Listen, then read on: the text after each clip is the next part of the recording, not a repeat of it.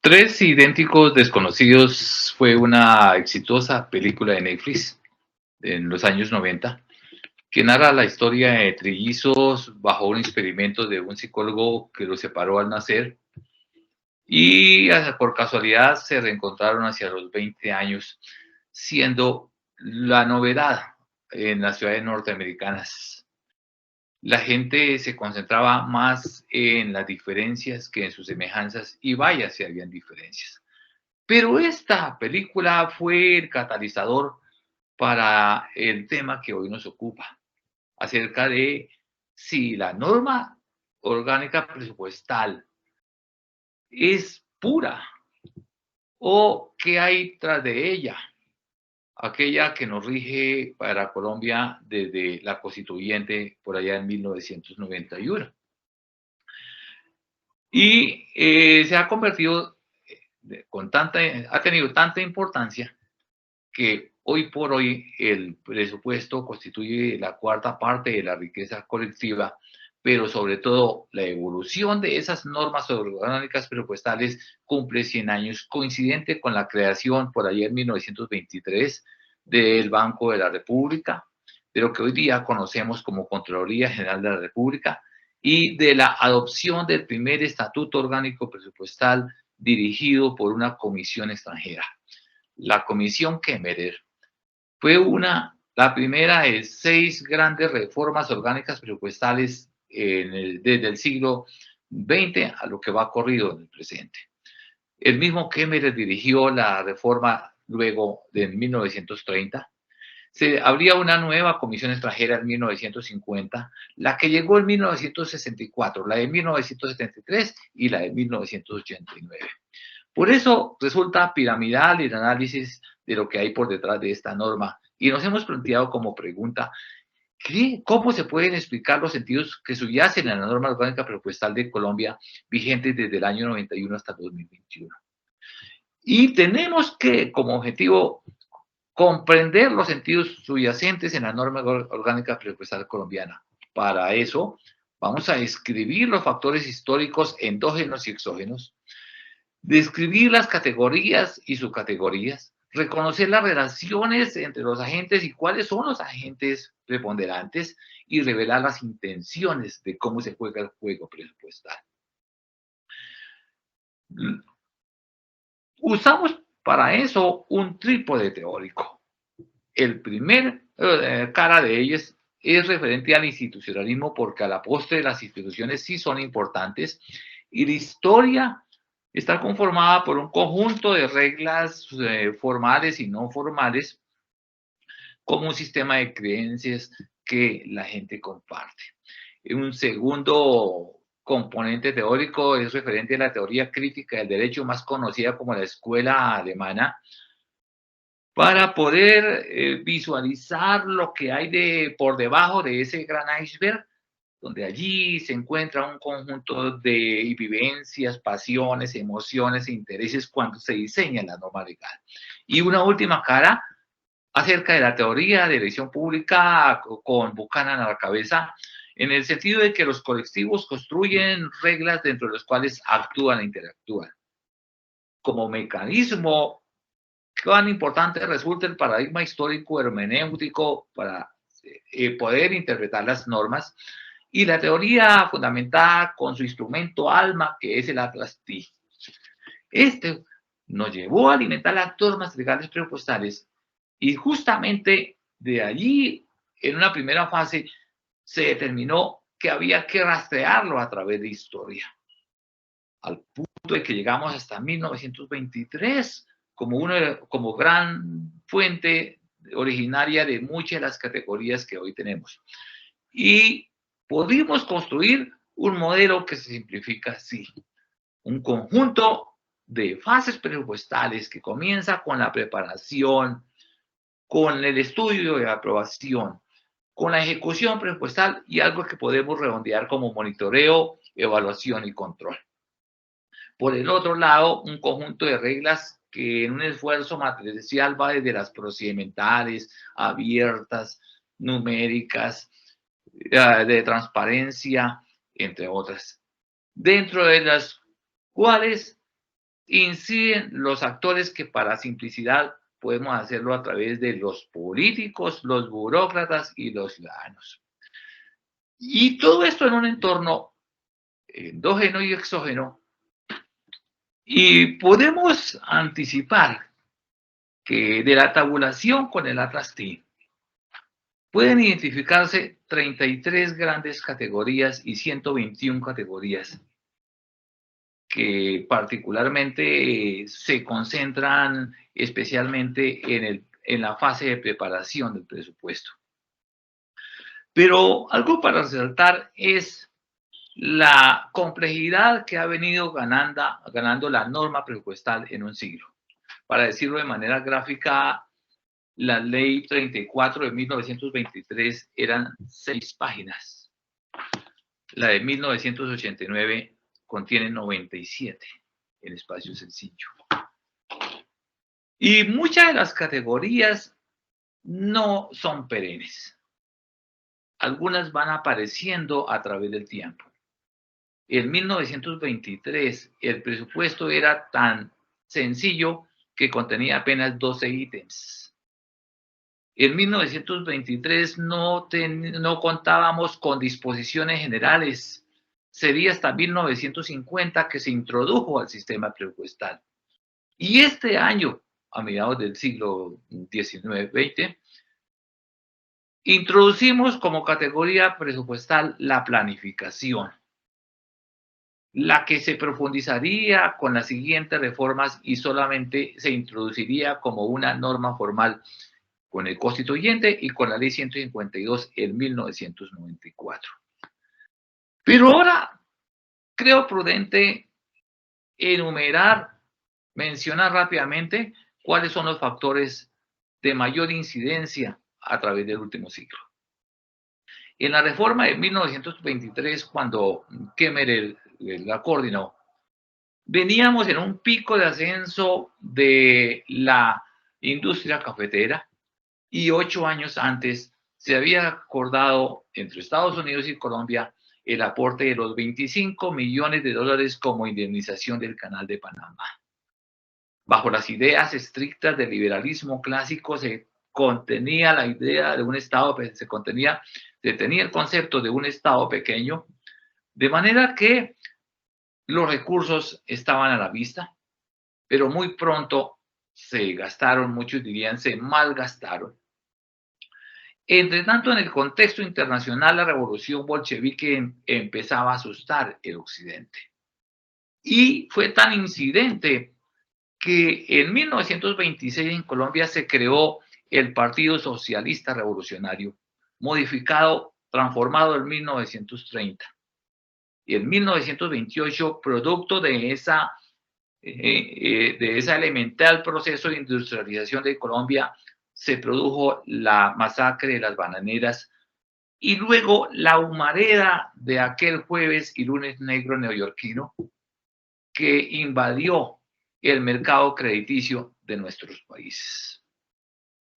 De manera que en la reforma de 1931 había otra concepción. El mismo Kemmerer, de manera pragmática, aceptó que el equilibrio clásico aspiraba que fuese no solamente anualizado, sino que la programación y la ejecución mantuviera ese equilibrio.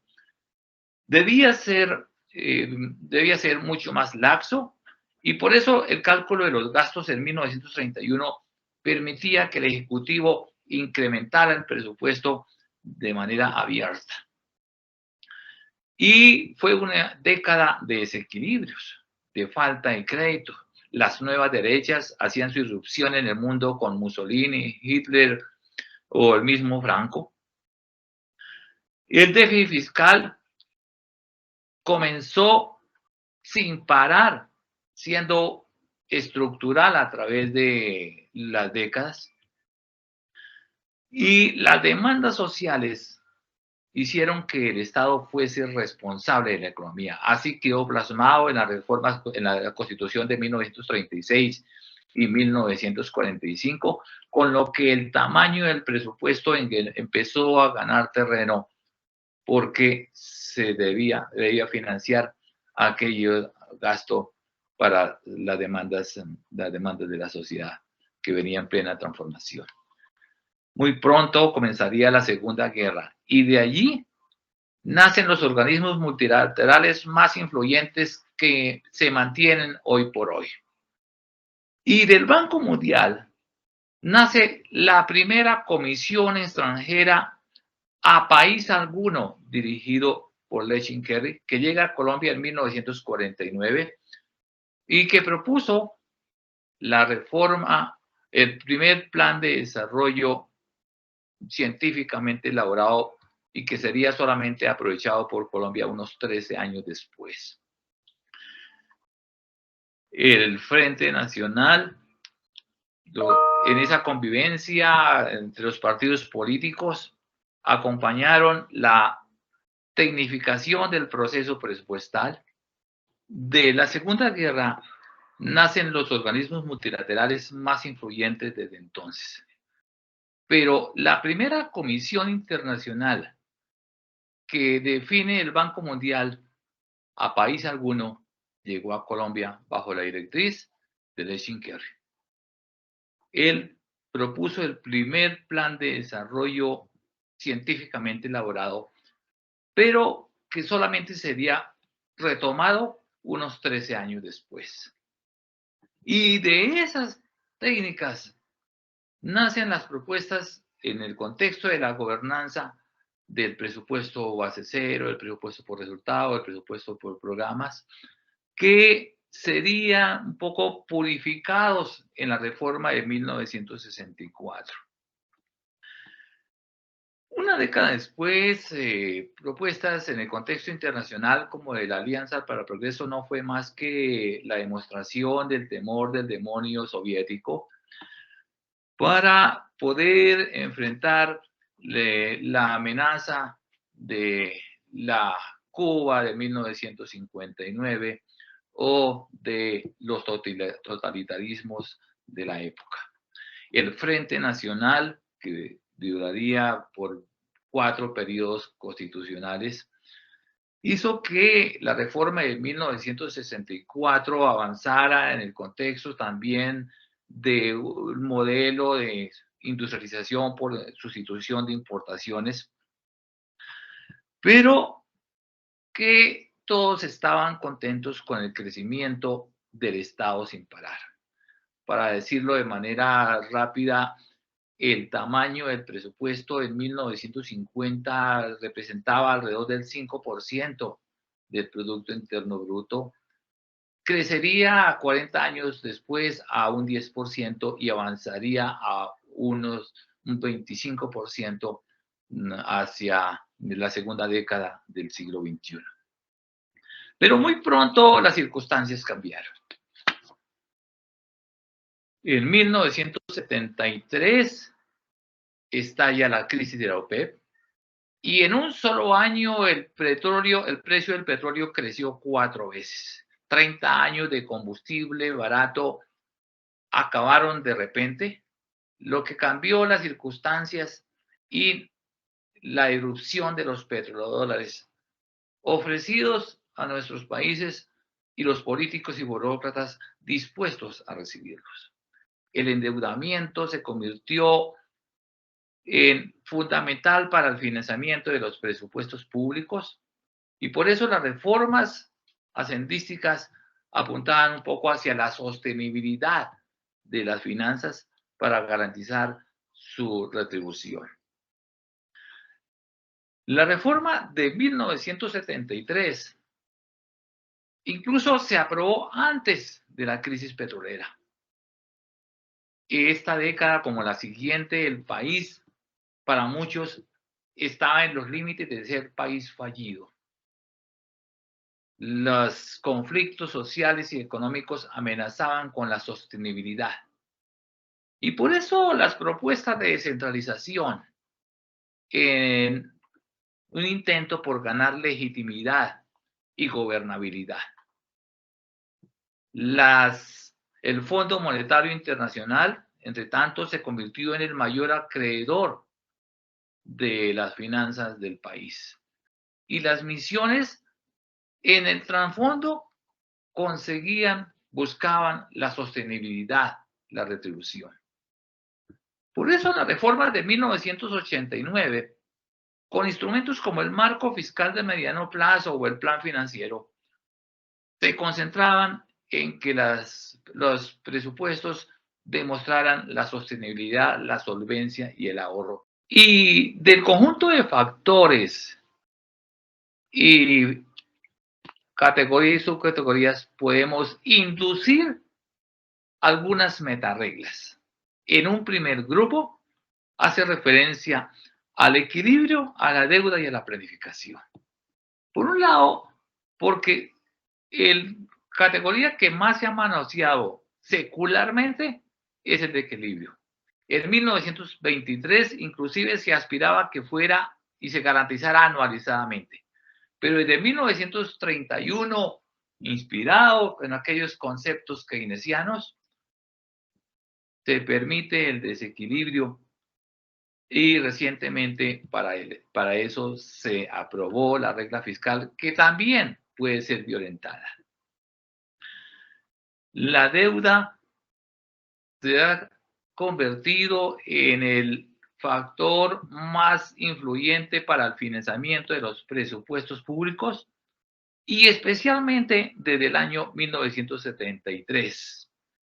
Por eso encontramos en las recientes normas diseños institucionales para su garantía y generar la confianza de los acreedores.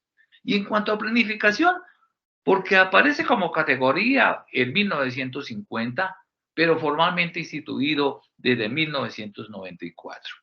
Un siguiente grupo de metareglas correspondientes a la inflexibilidad, al presupuesto por resultados y a la estructuración del juego principal agente. La historia del presupuesto es una historia de inflexibilidad. Hasta el punto que hace unos 20 años Juan Carlos Echeverry concluía que el 94% de los recursos del presupuesto nacional era inflexible. Nosotros demostramos por ahí en el 2016 que el 87% de los recursos y los gastos de las entidades subnacionales de Colombia son inflexibles. Responde a ese forcejeo entre principal y agente, entre decretar gasto y ordenar gasto. Aun cuando en el proceso de la gobernanza apareciera los afanes, ya no por presupuestar ítems, sino conseguir resultados, hay cierta tendencia o cierta preocupación, al menos nominal, por hacer presupuestos por resultados o para resultados, a pesar de que los órganos de control rezagadamente continúen con la evaluación de los medios, más no de los fines. Y manifiesta la importancia construida por el agente que hace la norma. El presidente, el ejecutivo mantiene el poder del presupuesto que lo ha convertido en un instrumento de negociación y el político la capacidad de diseñar la norma en aras de conseguir el control del ejecutivo.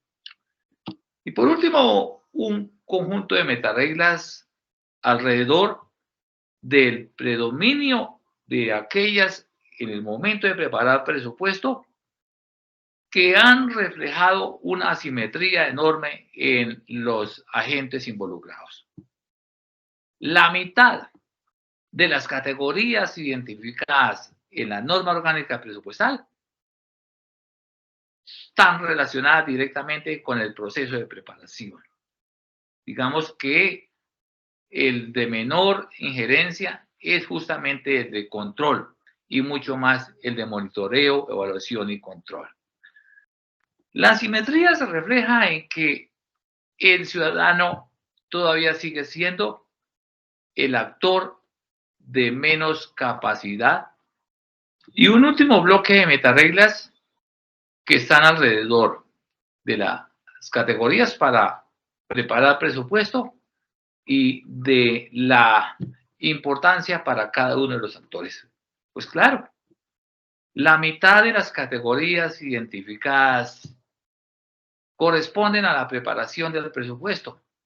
Pareciera que se concentra el diseño de la norma presupuestal en cómo diseñar las normas para el Ejecutivo, haciendo que el presupuesto, a pesar de todo, sea usado por el Ejecutivo como instrumento de negociación y que el ciudadano como actor principal esté marginado. Luego, los procesos de participación comunitaria siguen siendo apenas nominales y simple retórica. En consecuencia, podemos inducir un trípode de meta reglas en las que vamos montados en un enorme animal como sociedad y como reglas de juego del sistema presupuestal. Y son referentes a lo que Bob Jessop menciona o identifica como procesos de desnacionalización, desestatización e internacionalización, que pueden evidenciarse por la importancia o preponderancia de los organismos internacionales como el Banco Monetario, el Fondo Monetario, el Banco Interamericano de Desarrollo, los convenios internacionales, los organismos multilaterales, que inclusive van recalibrando las capacidades del Estado. Del otro lado, porque hace difusos los límites entre lo estatal y no estatal. Ese grisáceo va a hacer que el Estado se concentre en garantizar los servicios, los bienes y servicios, no necesariamente en prestarlos. Y a su vez, que el contexto de lo internacional sea cada vez más significativo, haciendo que los límites arcifínicos de las naciones sean lo bastante porosos para que funcionen los procesos de acumulación del capital y que los bienes y servicios sean prestados por organismos cada vez menos locales y menos nacionales y que sean cada vez más uniformes y estandarizados. A la postre, somos tributarios de una vertiente que conduce a un imperio singular, no territorial, sino en red global. Como Jonathan Haidt, teórico del comportamiento social, lo mencionó alguna vez, cuando de seleccionar el rumbo o el camino se trate, el elefante es el que manda y el jinete, si acaso de manera reactiva, pesadamente intenta corregir el rumbo. Muchas gracias.